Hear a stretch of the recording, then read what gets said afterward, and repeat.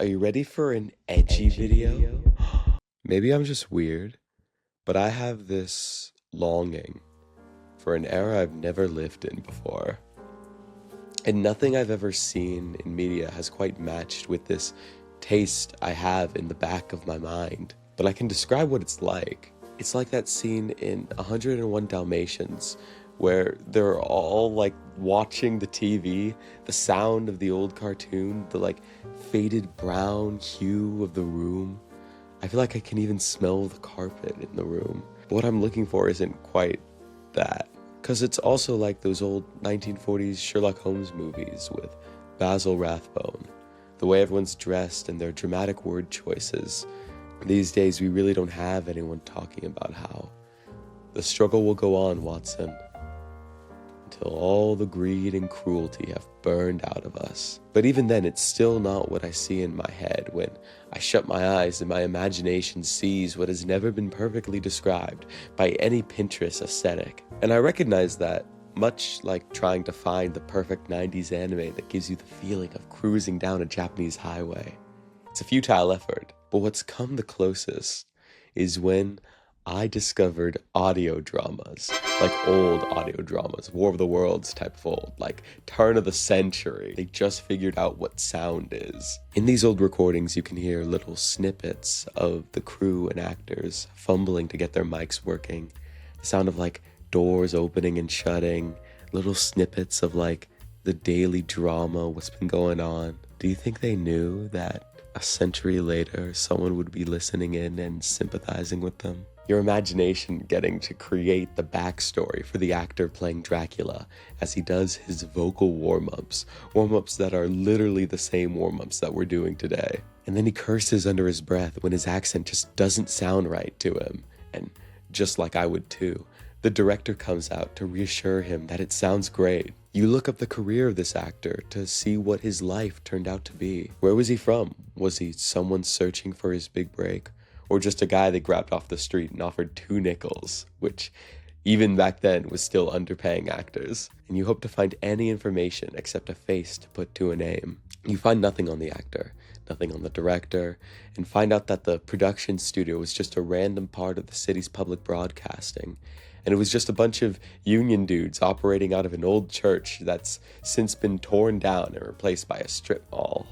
You find information on one of the actresses and learn that one of her descendants is in Trump's cabinet right now.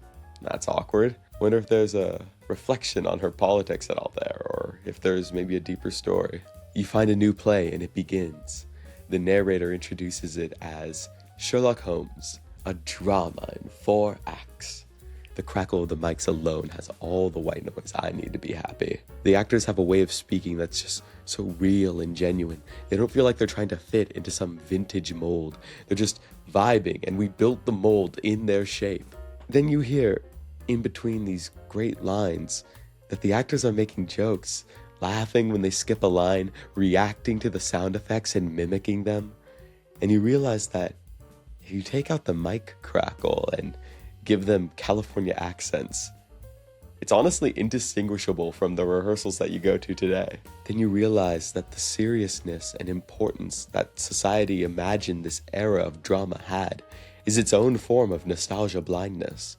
You remember how conservatives complain about woke theater, how we need to return to a time of serious drama, a time when men were men and everything was stiff and important. You're thinking about that when, during the show, unfortunate sound effect goes off a bit too early while Sherlock is monologuing about his cocaine addiction, and then the actor turns it into a fart joke. If 1911 wasn't the time of the real American drama, I don't think conservatives will have any luck going further back. Try Shakespeare's time, and I dare you to show me a play that's not wall-to-wall dick jokes.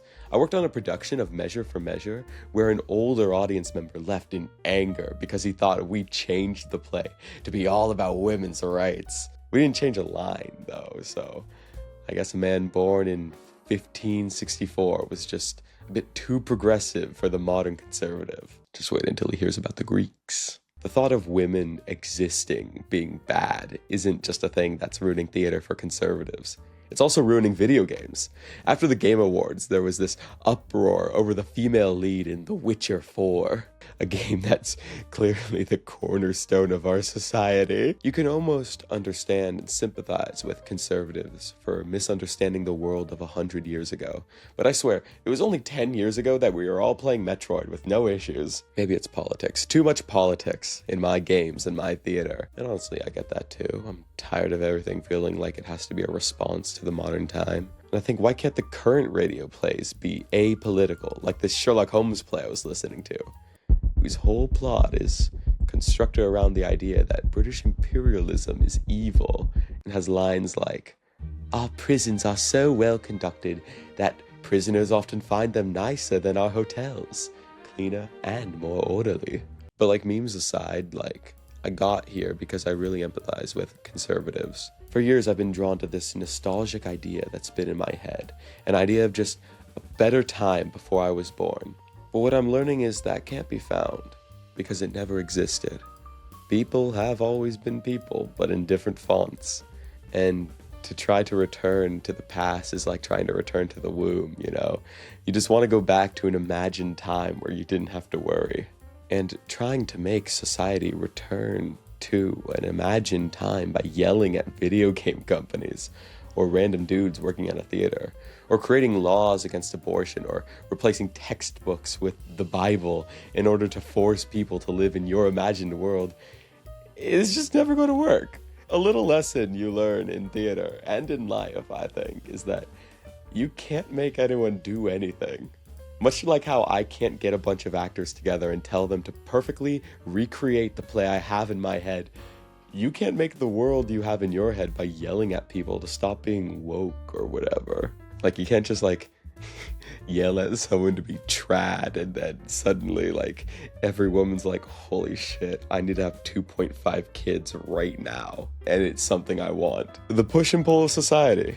The engine of social progress versus the old guard doing everything they can to slow it down has been a story throughout all of human history. And the struggle will go on, Watson.